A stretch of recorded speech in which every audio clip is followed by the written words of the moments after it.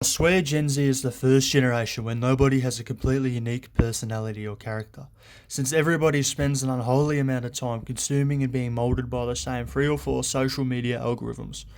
As a generation, we are having our entire perception of reality, and by extension our worldviews and personalities, traits and beliefs, shaped by the same few dozen influences or digital subcultures.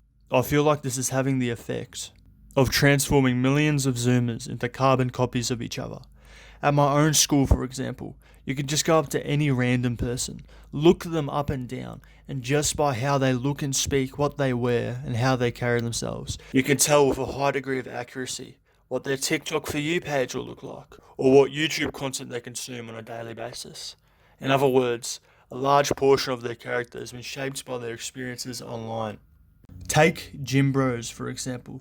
Look, I love them, and I'm not even too far removed from being one myself, but man, they all base their personalities off of a handful of trends or influences. And because of this, all of them share the same motives, aspirations, and even their fucking vocabulary. In other words, they all look up to the same people like Ziz, or to any other of the countless TikTok influencers, fucking Gymshark clones en masse. Half of these gym influencers are just copying Ziz, or are copying other influencers who are just trying too hard to be like Ziz. All gym culture is based on seeing who can resemble Ziz the most, now that I think about it.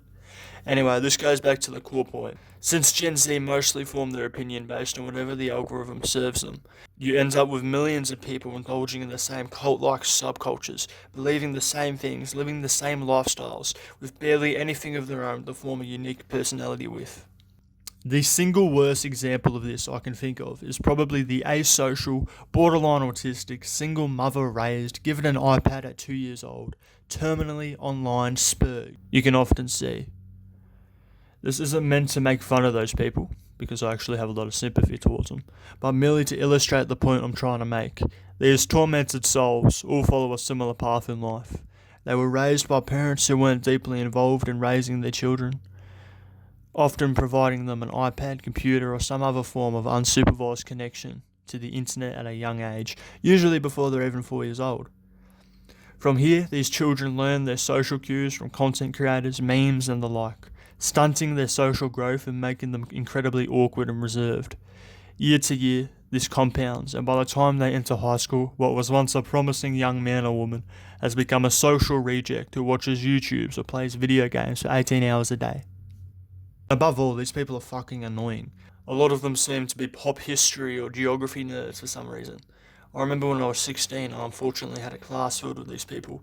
Every conversation was a deep dive on World War II or tanks or fucking flags, and I'm not joking when I say this is all they ever talked about. Anyway, the main point of this video is that you ought not to let social media dictate your personality. Anyway, that's all. Go away now.